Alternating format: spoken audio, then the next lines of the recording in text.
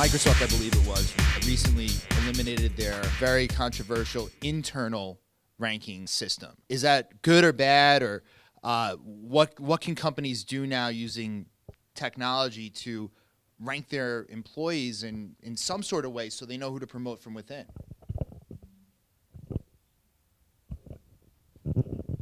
Okay, so I can certainly speak to it since we do ranking. And here I get to plug the fact that we actually, just the last couple of weeks, rolling out an entirely new scoring system, entirely new algorithm behind Guild's principal product, Guild Source. And the way I actually like to think about it is, first off, we don't do forced stack ranking like the way that Microsoft does, in the sense that they have this odd quality where it didn't matter how good your team was, someone on that team was at the bottom of the list and suffered the consequences for it, which sounds crazy to me.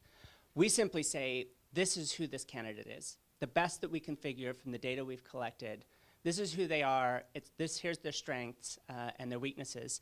And the way I really think about it is that we actually produce an automated executive summary on everybody. And then our scoring system is really just a clue into that, because we know that people using our system, hiring managers, recruiters, they can't read an executive summary on everybody. So we give some basic information in terms of some visuals and some scoring, so you can quickly drill down on people that fit your specific needs for your company at a broad level, and then really tie into the details at a fine detail level. So we're very excited about rolling that out.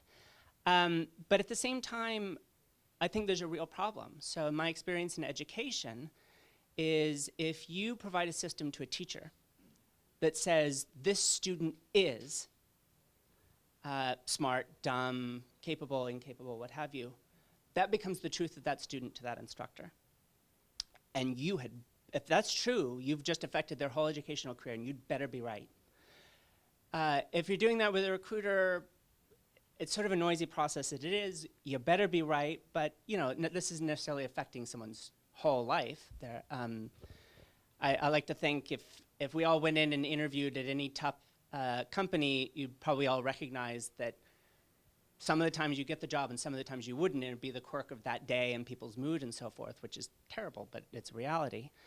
But instead, when we start talking internally with companies and providing this sort of feedback, which is a domain that I think really needs it, then you've got to be right. You can't be playing around with people's lives when you don't have a really robust and reliable statement about who they are, because as soon as you say it, their boss is going to believe it. And so that's a responsibility that we have to own and get right. Yeah, just to add to this, I think social is giving us a good ranking mechanism. I think increasingly social proof, whether it's social endorsements or just a social filter on performance or on data. In the same way that the news that appear in your LinkedIn newsfeed is more likely to be relevant to you just because it's shared by people that you're connected with, right? So it provides a natural filter on an ocean of news items. In the same way, I think we will learn to use the social web and social connections as a way to better focus on the right performers internally, and that's the whole social performance market, which is really emerging fast, and as a way to discover and endorse candidates in recruiting. So this question is about transparency.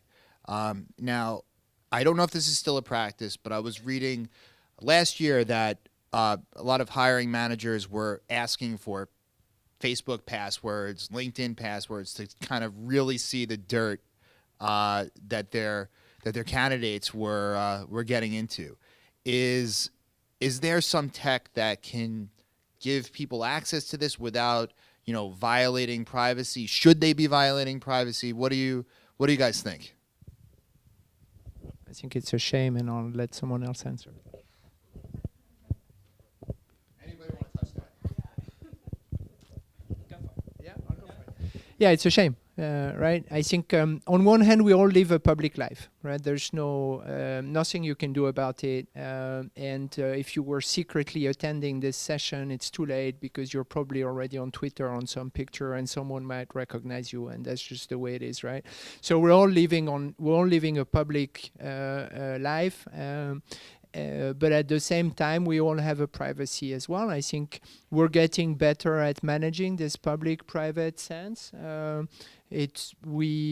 Most of us here are in a transition generation, right? So we were born, it wasn't there, and now it's here, and we're like, oh, okay, how to manage that? But one generation after us, and they're pretty comfortable with, yeah, this is my public Instagram account, and this is my private Instagram account, and so I think we will learn how to deal with this transparency.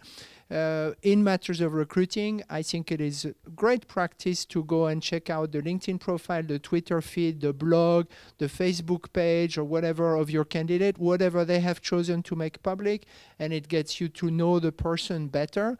Asking them for their password, it's like, why not visit their house? And it's just sucks, right? Agreed here. Anybody else? Sure. So I came to Guild out of the edtech space, and the goal of my company there was and continues to be, can I look at a student's entire educational career to answer one single question? Do they understand this concept? And of course, you want to ask that question over and over again. If you get it all right, why ever give that student a test? But you do it by bringing to bear all of that data that you can collect on that student. I don't care if they got a question wrong 3 weeks ago. I care about whether they understand the concept right now. Very competency-based focus. And I brought that same philosophy to Guild. I don't care if there's a picture of you with a lampshade on your head, but let me see your entire professional career so that we can help find what it is that will potentially make you a great candidate. And that right place for you, right? It may sound very crass, but we've got this big database full of developers, and much like someone selling widgets, if we're really only selling fewer than 1% of them, then that doesn't do us much good. I want to sell all 7 million. I want every one of them to get a job out of our system. Sometimes that's a hard sell, but there's got to be something about that person that's worth saying, and that comes out of seeing the whole picture. Comes out of having a real transparent representation of who they are. And the goal of us and others should be to recognize that experts, even real experts, expert recruiters, expert doctors, well-known study research that if you combine an expert system with an expert doctor, if the doctor takes the expert system's recommendation, it performs worse than the expert system by itself. If the expert system takes the expert doctor's recommendation, it performs better than the expert system by itself.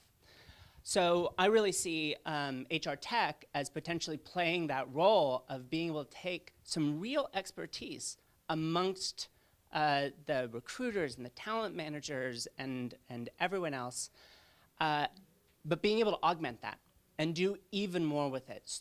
And one of the easiest things is to remove these biases and these bad decisions that we make without even meaning to.